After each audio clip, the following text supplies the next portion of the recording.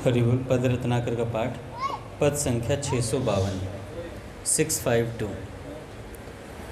पद रत्नाकर का पाठ, पद संख्या 652।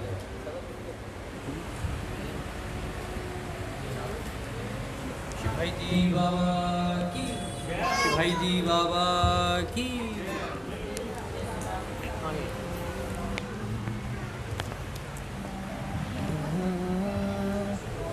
कितने तुम अनुपम अति सुंदर, मधुर मनोहर हो प्यारे।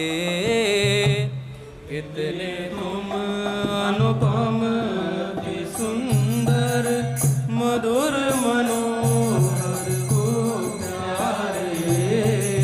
सुधा अनंत पूर्ण मधुमय तुम, सबके जीवन धन प्यारे।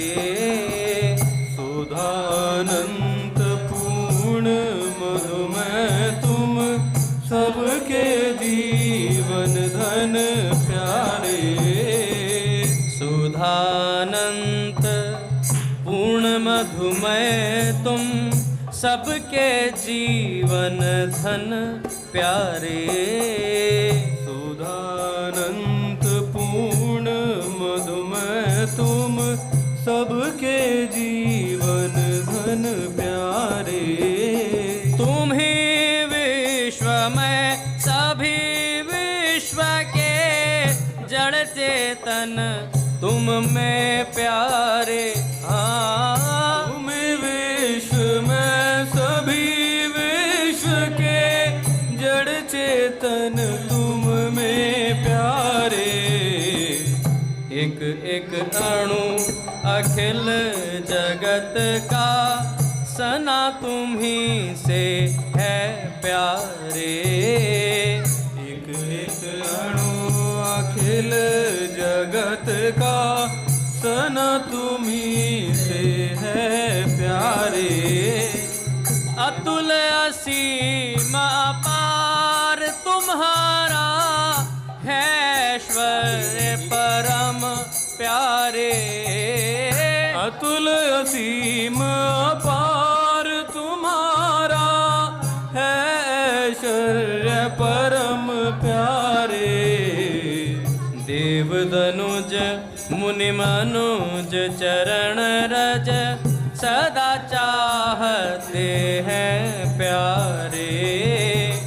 देव मनुज मुनि मनुज चरण रज, सदा चाहते हैं प्यारे। पर ना उन्हें देते कदापि तुम, हारे सभी नित्य प्यारे। हाँ, पर ना उन्हें देते कदापि तुम, हारे सभी नित्य प्यारे। सर्वरहित सर्वेश्वर वह तुम, त्याग महता सब प्यारे। सर्वरहित सर्वेश्वर वह तुम, त्याग महता सब प्यारे। जाग रहे हो नित्य निव्रत मम, हृदय कुंज में हे प्यारे। जाग रहे हो नित्य निव्रत मम, हृदय कुंज में प्यारे। हो अधीर अति विरहाकुल प्राणों से टेर रहे प्यारे। हो अधीर अति विरहाकुल प्राणों से टेर रहे प्यारे। वसी सदा मैं विविध कर्म भोगो जंजालों में प्यारे। हाँ, वसी सदा मैं विविध कर्म भोगो जंजालों में प्यारे। फिर भी मेरा संग चाहते अतुल प्रीति वश तुम प्यारे, फिर भी मेरा संग चाहते अतुल प्रीति वश तुम प्यारे। मुझे दुर्गुणी कृपा पर हो के सेरीज गए प्यारे, मुझ दुर्गुणी कुरूपा पर कैसे रीझ गए प्यारे, मुझ दुर्गुणी कुरूपा पर हो कैसे रीझ गए प्यारे, मुझ दुर्गुणी कुरूपा पर हो कैसे रीझ गए प्यारे। क्या सुख तुम पाते मुझसे मैं समझ न पाती कुछ प्यारे, क्या सुख तुम पाते मुझसे मैं समझ न पाती कुछ प्यारे। अपने मन की तुम ही जानते नहीं बताते पर प्यारे, अपने मन की तुम ही जानते नहीं बताते पर प्यारे। केवल विवश हुए रहते हो तुलना नहीं कहीं प्यारे, केवल विवश हुए रहते हो तुलना नहीं कहीं प्यारे। राधा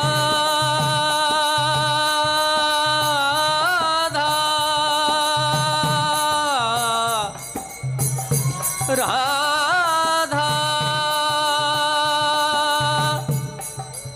राधा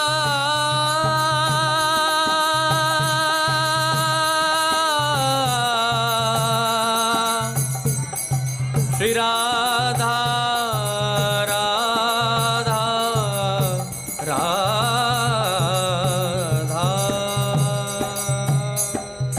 श्री भाई जी बाबा की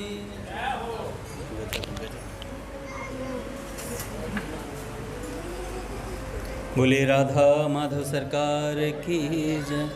पूज्य श्री भाई जी महाराज की जय। पूज्य श्री राधा बाबा की जय। पूज्या मैया की जय। अपने प्यारे भैया की जय। पूज्य दादा की जय। भक्तवत्सल भगवान की जय। श्री राम जय राम जय जय राम। श्री राम जय राम जय जय राम। श्री राम जय राम जय जय राम। श्री राम जय राम जय जय राम। श्री राम जय राम जय जय राम।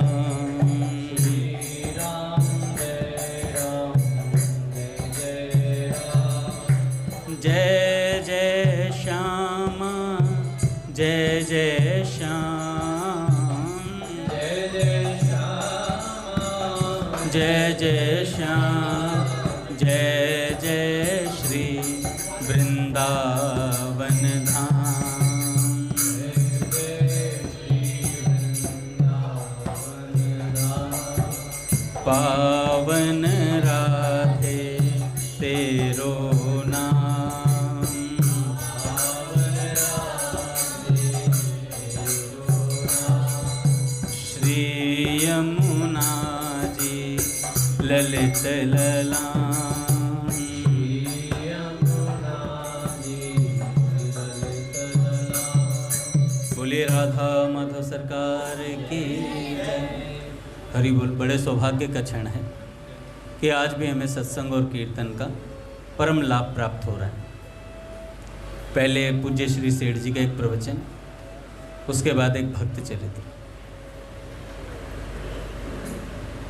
पूज्य सेठ जी के इस प्रवचन का नाम है संसार से वैराग्य और भगवान में प्रेम होने का उपाय है।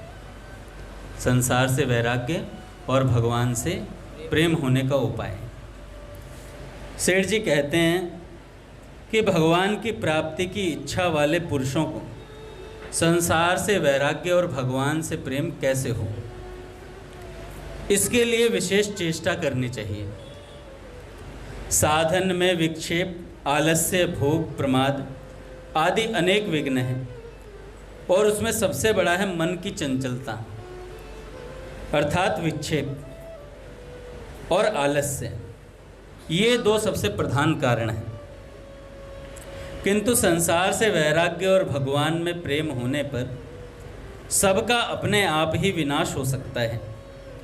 अतः संसार से वैराग्य और भगवान में प्रेम होने के लिए विशेष प्रयत्न की आवश्यकता है। पूज्य अपने भैया ने बताया था कि दो ही वस्तुएं, संसार से वैराग्य कर लो तो भगवान में प्रेम हो जाएगा, या भगवान में प्रेम कर लो तो संसार से वैराग्य हो जाएगा। तो दोनों में से एक भी सिद्ध हो गया तो काम होता है साधक का। सेठ जी कहते हैं संसार से वैराग्य होने का उपाय बताता हूँ।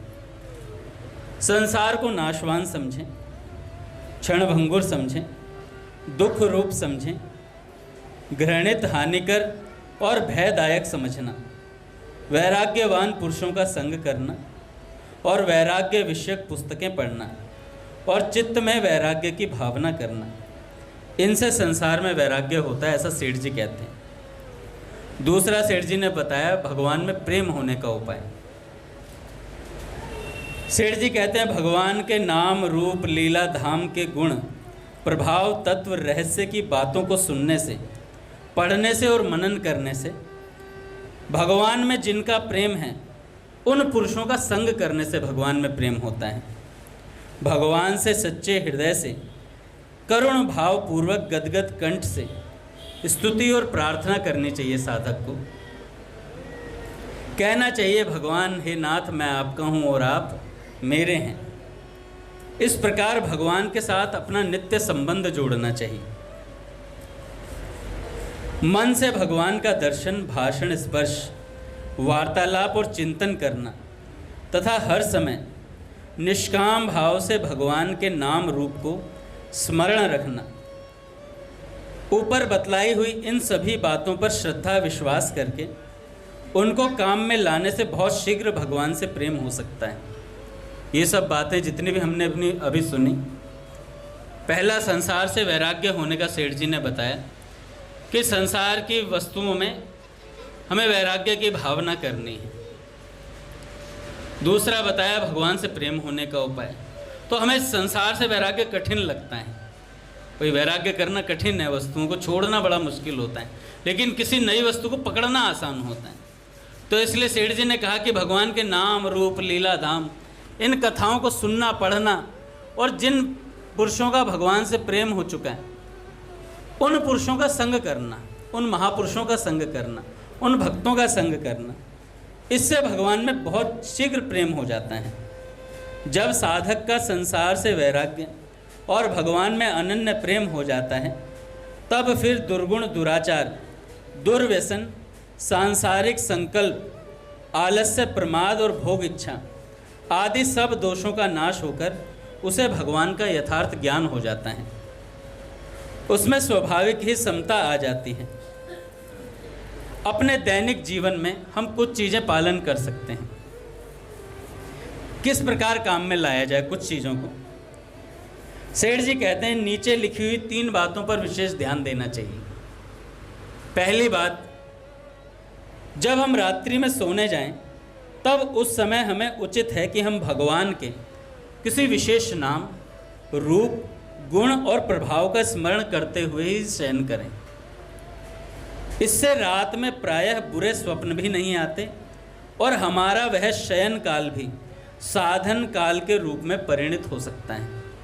हमारी निद्रा भी, हमारा सोना भी भजन के रूप में परिणित हो सकता है यदि हम रात्रि में भगवान के नाम, रूप, गुण, लीला का चिंतन करते हुए शयन करें तो। दूसरा, सेठ जी ने कहा, दिन में कार्य करते समय यह समझना चाहिए कि मैं जो कुछ कर रहा हूँ भगवान का ही काम कर रहा हूँ और भगवान की आज्ञा से भगवान के लिए ही कर रहा हूँ।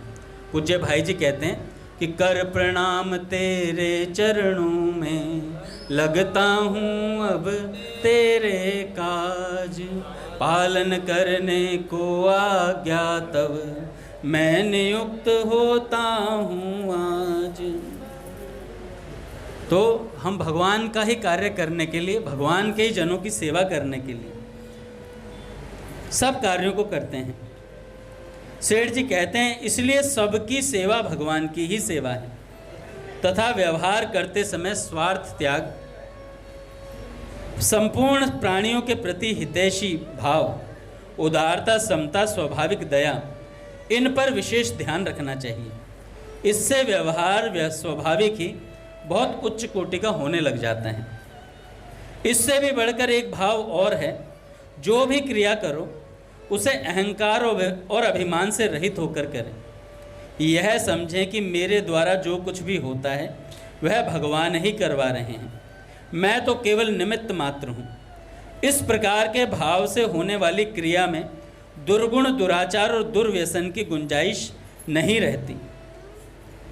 भगवान का हाथ, अच्छा, सेठ जी ने कहा कि दुर्व्यसन करने में मतलब कुछ गलत काम करने में भगवान की प्रेरणा न समझें। अपनी इच्छाओं को पूर्ति करना, गलत कार्यों में लिप्त कर देना, उसे भगवान की प्रेरणा न समझें।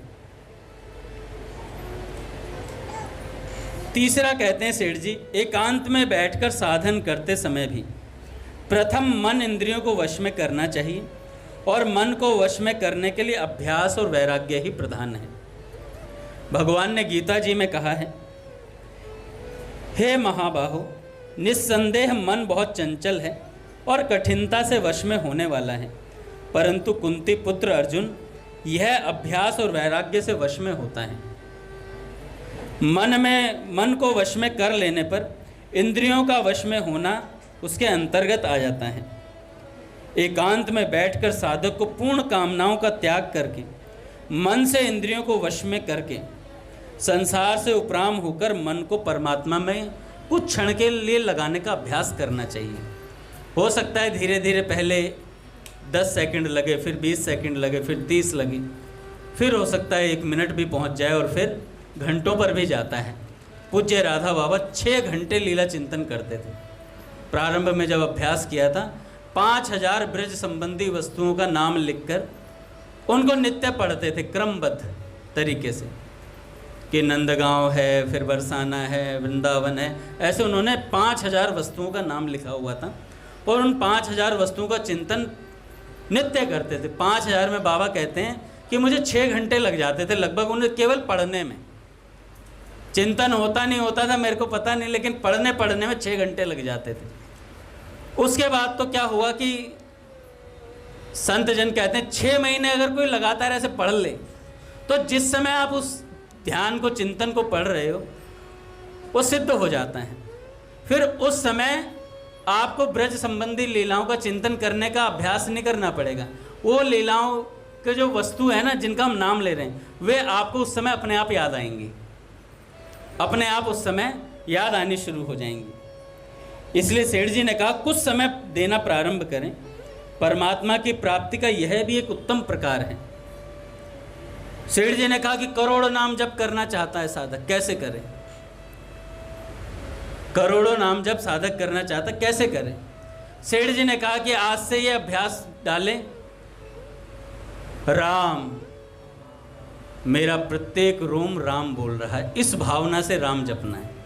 हो सकता है आज ये बात हमारे मन में हम सिर्फ कह रहे हैं, शाब्दिक मात्र हो कि हमने शब्द से ही कह दिया कि मेरे सारे रोम भगवान का नाम ले रहे हैं। सेठ जी ने कहा अभ्यास करते करते एक दिन ऐसा आएगा जिस दिन आपका हर एक रोम सच में राम बोलेगा और उस दिन तत्काल भगवत प्राप्ति हो जाएगी। भगवान दर्शन देंगे, क्योंकि भगवान ने कई शास्त्रों में कहा है, जैसे कली संतरणोपनिषद में कहा 3.5 करोड़ से मेरी सत्य प्राप्ति होती है। तो ऐसे हम करोड़ों नाम जब एक बार में कर लेंगे तो तत्काल भगवान प्रकट होंगे। जब हमारा प्रत्येक रोम रोम भगवान का नाम बोल देगा तो करोड़ों नाम जब हो गया नहीं हो गया एक बार में, तो तत्काल भगवान प्रकट होंगे। ये सेठ जी ने बोला। पर ये होगा कैसे? अभ्यास करने से।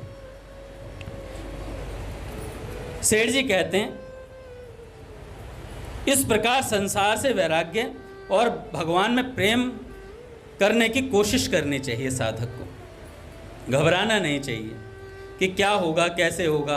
प्रारंभ तो करें एक तरफ से प्रारंभ तो करें। आज 2 सेकंड के लिए बैठेंगे, फिर 3 सेकंड के लिए बैठेंगे, फिर 4 सेकंड के लिए, फिर 10 के लिए बैठेंगे, है ना। धीरे धीरे याद आएंगी वस्तुएं। बाबा तो कहते हैं जो आपने ब्रज संबंधी सबसे अच्छा चित्र आपको याद हो, तटीय स्थान याद हो, राधा रमण जी का मंदिर याद हो, नित्य उन स्थानों को 1-1 सेकंड के लिए उनका स्मरण बांधें तो काम होता है महाराज। भगवान की कथा सुनने से बड़ा लाभ होता है। गोपियाँ कहती हैं तव कथामृतम तप्त जीवनम कवि भीड़ितम कल्मशापहम श्रवण मंगलम श्रीमदाततम भुवि गृह्णन्ति ते भूरिदा जन। कहती हैं हे प्रभु तुम्हारी लीला कथा अमृत के समान है। विरह से सताए हुए लोगों के लिए तो वह सर्वस्व जीवन ही है। बड़े से बड़े ज्ञानी महात्मा भक्त कवियों ने आपकी कथाओं का गान किया है और वह सारे पाप ताप को मिटाती ही है। साथ ही श्रवण मात्र से परम मंगल परम कल्याण करती है नाथ आपकी कथा। वह परम सुंदर परम मधुर बहुत विस्तृत भी है। जो तुम्हारी उस लीला कथा का गान करते हैं वास्तव में वे भूलोक में सबसे बड़े दाता हैं। कथा सुनने से 4 लाभ। पहला, भोगों से मन हट जाता है। भोगों से स्वाभाविक मन हटने लगता है। आपको सही गलत का पता लगने लगता है। आपने सत्संग में सुन लिया प्याज लहसुन नहीं खाना चाहिए, अगली बार जब आपके सामने थाली आएगी तो आपका मन एक बार आपको बताएगा कि आपको ये नहीं खाना चाहिए।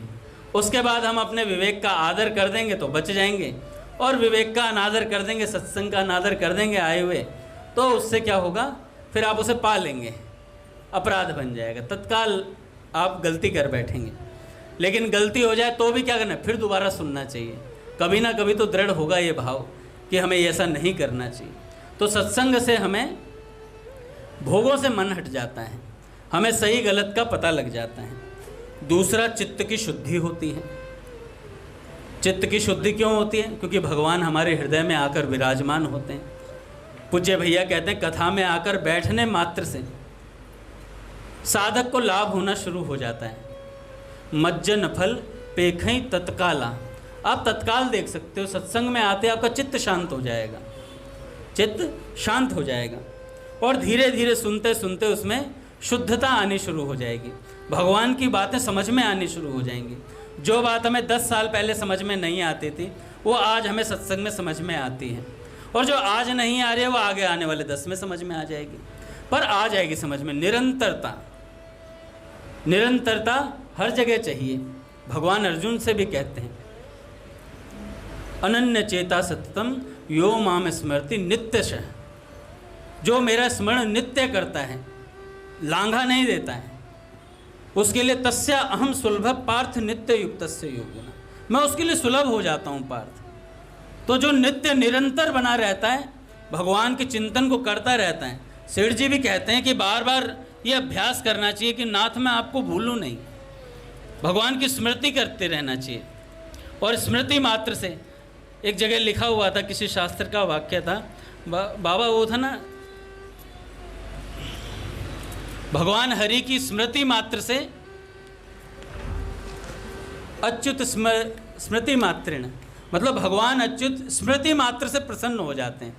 आपने कोई माला नहीं करी, कुछ नहीं करा, लेकिन आपने दिन भर में एक बार भगवान का हे हरि आपने याद कर लिया, भगवान प्रसन्न हो जाते हैं। ऐसा स्वामी जी महाराज कह रहे थे। आपने कहा हे हरि, भगवान प्रसन्न हो गए, भगवान राजी हो गए।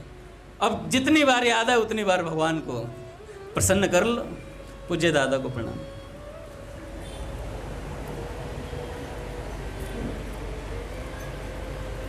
तो दूसरा लाभ बताया, पूज्य भैया को प्रणाम।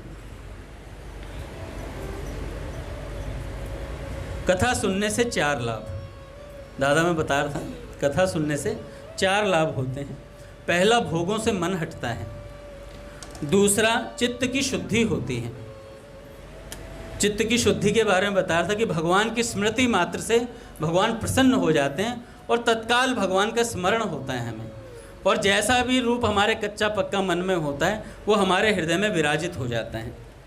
अब हम कृष्ण प्रिय का नाम लेंगे तो कृष्ण प्रिय की हमारी चित्त पर स्मृति आएगी, कृष्ण प्रिय ऐसे ऐसे हैं। शाश्वत प्रभु का नाम लेंगे, शाश्वत प्रभु का चेहरा आ जाएगा, है ना।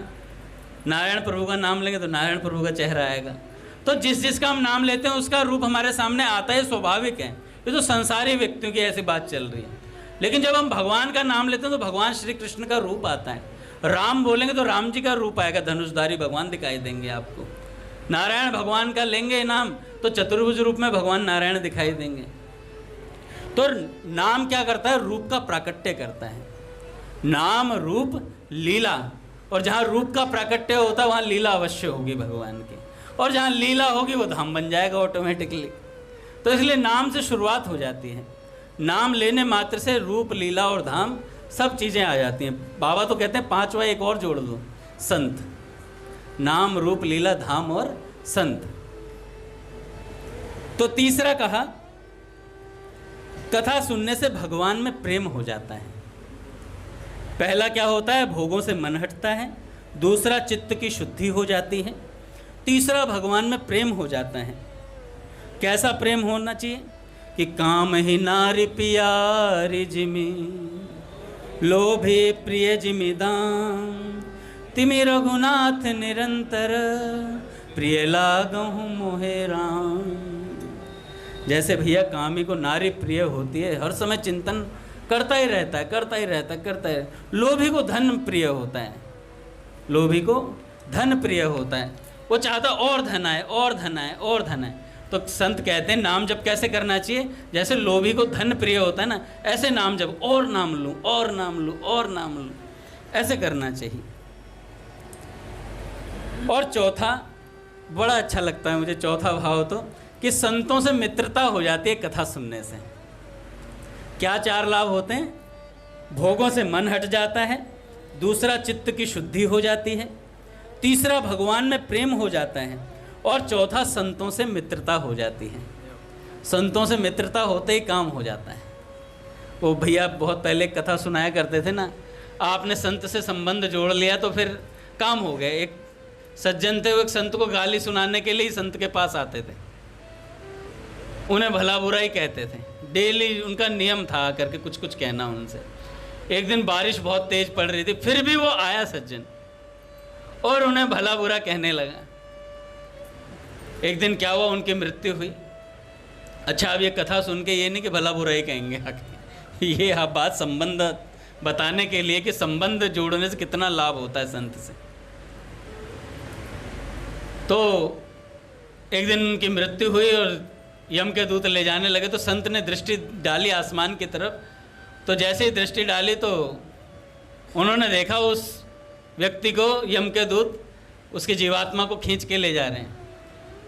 तो उन्होंने कहा रुको, और तत्काल यम के दूत रुके। तो उन्होंने कहा इसे कहाँ ले जा रहे हो? तो उन्होंने कहा जी ऐसे ऐसे है और इसे ले जा रहे हैं, और ये तो आपका निंदक था, आपको भला बुरा कहता था।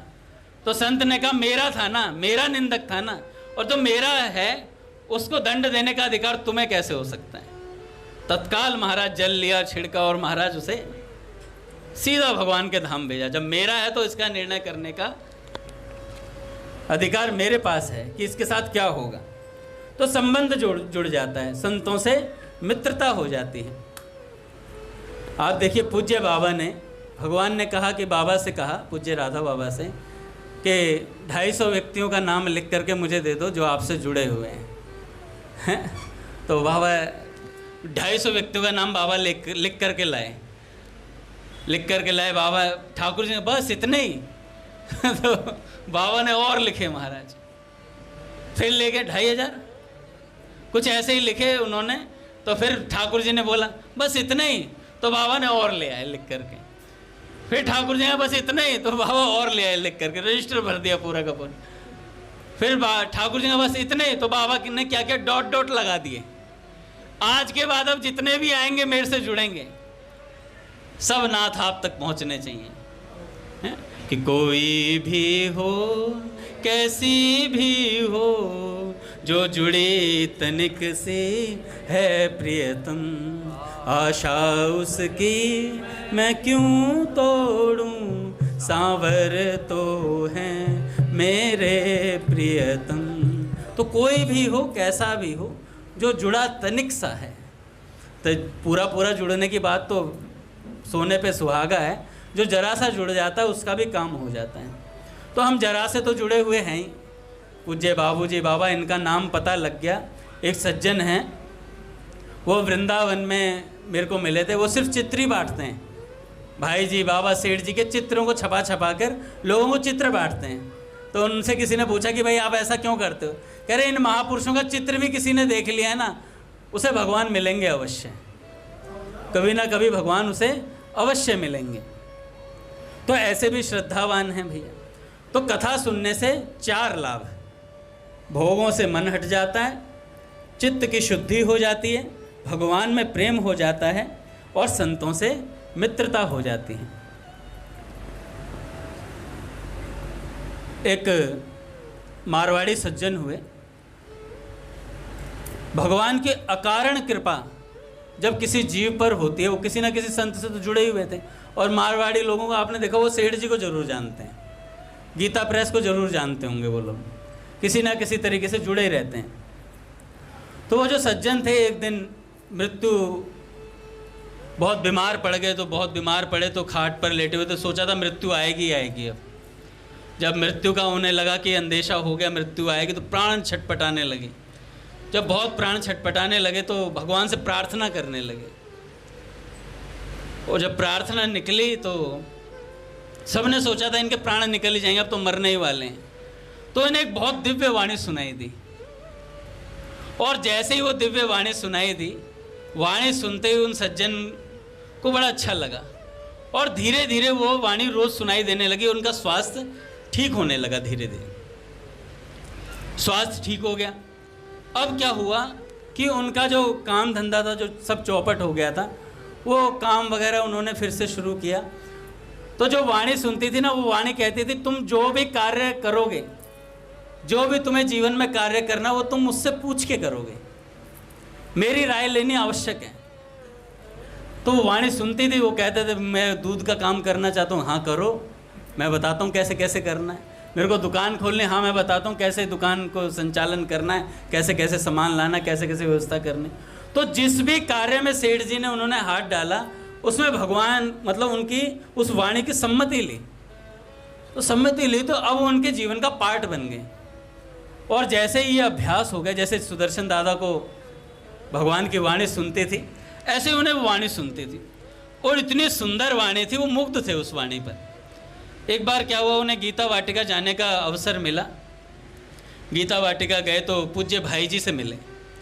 तो भाई जी ने कहा चलो मैं आपको राधा बाबा जी से मिलवाता हूँ। उन्होंने कहा हाँ मेरी भी चाह है, मैंने नाम सुना है, मेरी इच्छा भी है उनसे मिलने की। तो भाई जी ने कहा ऐसे ऐसे कुटिया है, जाकर खटखटा देना। तो वो सज्जन गए और कुटिया को खटखटाया, और जैसे कुटिया के दरवाजे को खटखटाया तो बाबा बाहर निकलते नहीं थे। उस समय बाबा ज़्यादातर मौन रहते थे और भगवान की लीलाओं का चिंतन करते रहते थे। साधु कृष्ण प्रेम जी कह रहे थे कि ऐसा प्रगाढ़ चिंतन होता था बाबा का, विलक्षण प्रगाढ़ चिंतन। उस राज्य में ही डूबे रहते थे निरंतर, बाहर निकलना असंभव सा लगता था कई बार तो, कि क्या हो जाएगा।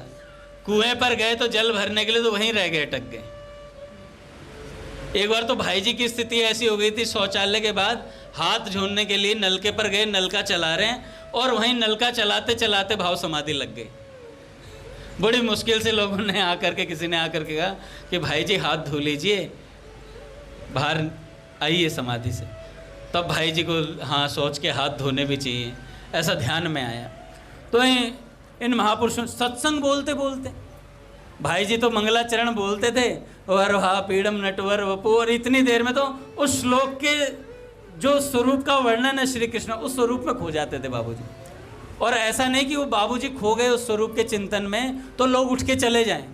दादा 1 घंटा, चिमनलाल गोस्वामी जी बता रहे थे कि 1 घंटा बाबूजी लीला चिंतन में रहे और उसी श्लोक को गुनगुनाते रहे, मंगलाचरण के श्लोकों को गुनगुनाते रहे। लोग उठ के नहीं जा रहे हैं, क्यों?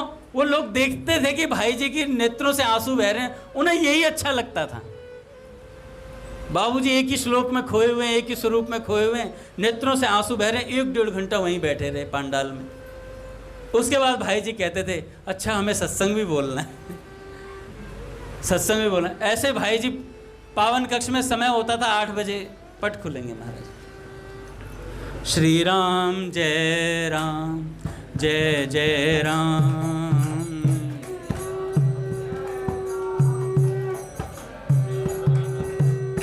श्री राम जय जय राम, जय जय राम, श्री राम जय जय राम,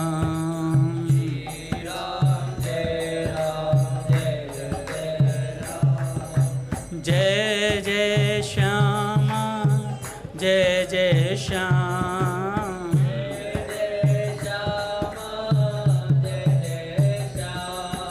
जय जय श्री वृंदावन धाम, वृंदावन धाम, जय बरसाना जय नंदगांव,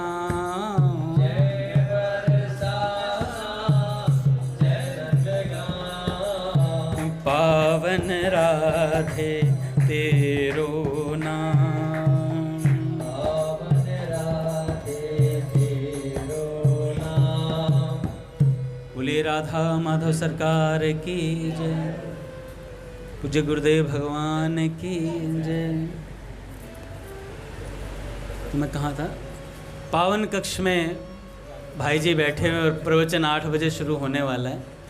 उससे पहले ही एकांत में थे और एकांत में बैठे बैठे समाधि लगी, तो माँ कम से कम 3-4 बार बुलाने आई कि आप चलिए प्रवचन का समय हो गया है। तो कहने हाँ हाँ ठीक है, थोड़ा माथा खराब है आज, थोड़ा माथा खराब है। तो ऐसे ही बोला करते माथा खराब है आज। माथा खराब का अर्थ होता था कि भगवान के चिंतन में भाई जी आज मग्न हैं। उसके बाद जब याद आती थी तो प्रवचन के लिए जाते थे पंडाल में, फिर वही स्थिति, 15 मिनट प्रवचन बोला फिर उस प्रवचन में खो गए, फिर 15 मिनट बोला फिर खो गए। ऐसे अधीर से बने रहते थे कि हटे वह सामने से तब कहीं मैं अन्य कुछ देखूं, हटे वह सामने से तब कहीं मैं अन्य कुछ देखूं, हेता सदा मन में तो कैसे अन्य को लेकूं, बसा रहे तो कैसे अन्य को लेकूं, उसी से बोलने से ही मुझे फुर्सत नहीं मिलती, मुझे फुर्सत नहीं मिलती, तो कैसे अन्य चर्चा के लिए फिर जेब यह हिलती, तो कैसे अन्य चर्चा के लिए फिर जेब यह हिलती, सुनाता वह मुझे रसीली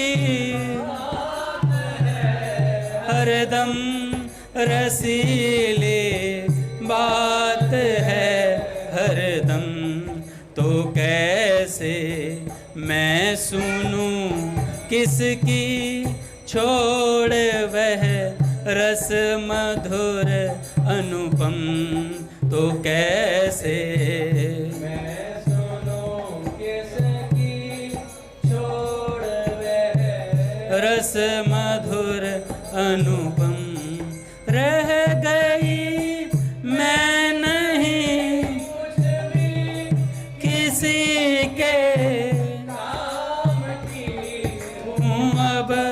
किसी के काम किए हूँ, अब समर्पण हो चुका मेरा, जो कुछ भी था उसी के सब समर्पण हो चुका मेरा, जो कुछ भी था उसी के सब। तो ऐसे बाबूजी की स्थिति रहती थी, हर समय श्री कृष्ण दृष्टिगोचर होते रहते थे, नेत्रों के सामने आते रहते थे। एक बार तो भाई जी प्रवचन कर रहे थे गंगा के तट पर और भगवान श्री कृष्ण के स्वरूप का वर्णन कर रहे थे। तो स्वरूप का वर्णन करते करते भाई जी बता रहे थे कि भगवान का स्वरूप कैसा है। तो एक सज्जन ने खड़े होकर बीच मध्य में कहा कि भाई जी, क्या ये शास्त्रों की बातें आप जो बोल रहे हैं ये यथार्थ सत्य भी है, या आप सिर्फ लिखी हुई बातों को पढ़ करके सुना रहे हैं? तो सब सत्संगी खड़े हो गए। उन्होंने कहा भाई जी के प्रवचन में ऐसे बीच में नहीं पूछना चाहिए, आप सत्संग के बाद में पूछते हैं। तो भाई जी ने कहा कोई बात नहीं, पूछ लिया तो कोई बात नहीं। तो भाई जी ने कहा कि भाई बात ऐसी है, शास्त्र की प्रत्येक बात, हर श्लोक जो जैसा लिखा हो प्रत्येक बात सत्य है, ऐसी की ऐसी यथार्थ है। और तुम ये सुनना चाहते हो कि मैंने कभी उन्हें देखा या नहीं देखा, तो इस अकिंचन को भी इन नेत्रों से उन्हें देखने का सौभाग्य प्राप्त हुआ है। ऐसी बात मध्य सभा के अंदर भाई जी ने कह दी। तो सत्संगी लोग बाद में प्रसन्न हुए। उन्होंने कहा तेरी वजह से आज भाई जी ने स्वीकार कर लिया, तेरी वजह से स्वीकार कर लिया। तो भाई जी, ये संतों का आवेश होता है। पूज्य बाबा कहते हैं संतों के समीप में जो साधक रहते हैं उनका बड़ा लाभ होता है। क्यों? कि कभी कभी संतों में एक ज्वार भाटा आता है, और उस ज्वार भाटा आए हुए समय पर अगर कोई बगल में बैठा रह गया और उस पर भी एक दो छींट गिर गई, उस पर भी एक दो प्रेम की छींट गिर गई, तो उसका जीवन बदल जाता है। तो इसलिए महापुरुषों के निकट रहना चाहिए। शरीर से ना रह पाए, उनके शरीर के निकट ना रह पाए, उनकी वाणी के निकट रहिए। अगर उनकी वाणी भी उपलब्ध नहीं है तो उनके चरित्रों, उन पुस्तकों में जो चरित्र हैं उनके निकट रहिए। उनका संग करना भी आपको यथार्थ लाभ देगा, जो शारीरिक रूप से संग करने से लाभ मिलेगा। बाबा तो कहते हैं भाई जी का संग करने के लिए केवल भाई जी की वार्तालाप करिए, भाई जी के बारे में चिंतन कीजिए, भाई जी की बातें दूसरों को सुनाइए भाई जी का संग करने के लिए। तो कहाँ था मैं दादा, भूल गया।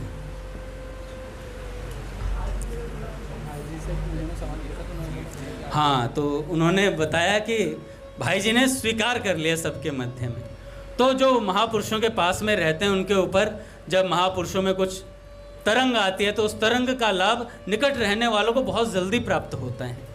अगर वो यथार्थ में ग्रहण करना चाहता तो बहुत जल्दी। पर भाई जी कहा करते थे, भाई जी ने एक पत्र में लिख कर दिया, भाई जी ने कहा मेरे निकट रहने वाले मुझसे लाभ कितना ले पाए मुझे पता नहीं, लेकिन दूर रहने वालों ने मुझसे बहुत लाभ ले लिया। जो वस्तु पास रहने वालों को नहीं मिल पाई वो दूर से चिंतन करने वालों को सहजता से प्राप्त हो गई। एक बात तो है, रीता कोई नहीं रहा। एक बात है कि रीता कोई भी नहीं रहा। महापुरुषों से जो जुड़ गया वो रीता नहीं रह सकता। उसे वस्तु की प्राप्ति अवश्य होगी, थोड़ा बहुत आगे पीछे हो सकता है काल का, लेकिन वस्तु की प्राप्ति अवश्य होगी। तो वो जो सज्जन आए थे, मारवाड़ी सज्जन, भाई जी ने कहा बाबा से मिल लो।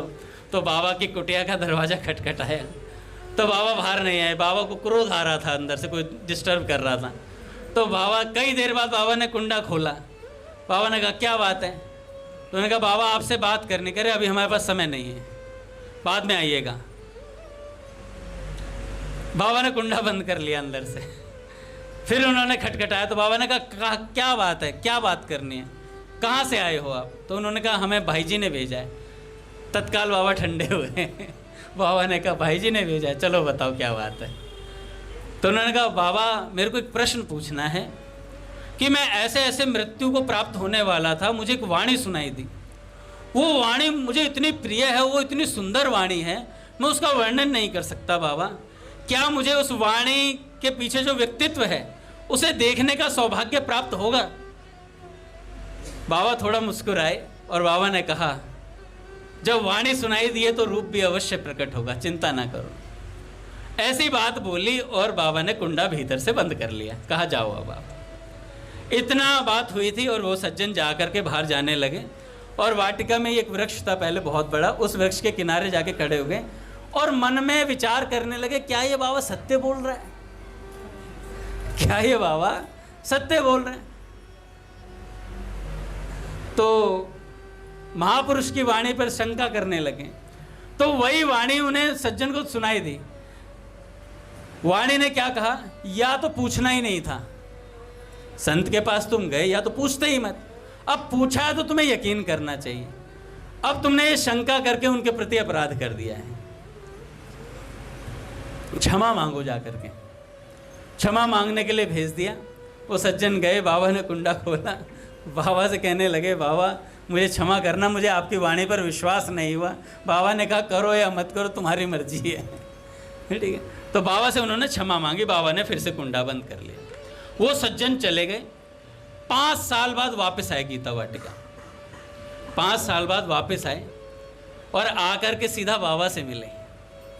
बाबा से कहा, बाबा अब वो जिसकी वाणी थी ना, वो मनोहर सुंदर रूप मुझे दिखाई भी देता है, मुझे दिखाई भी देता है और मेरे निकट में ही रहता है। जब भी कुछ बात बोलने आता है तो मेरे को उनका सुंदर रूप दिखाई देता है। तो बाबा ने कहा कि क्या हम ये बात किसी को बता सकते हैं? तो उन्होंने कहा तुम बाबाओं की यही दिक्कत है कुछ बात पता चल जाती है, बता देते हो। पूज्य भैया आगे महाराज स्पेस दे देंगे। श्री राम जय राम, जय जय राम,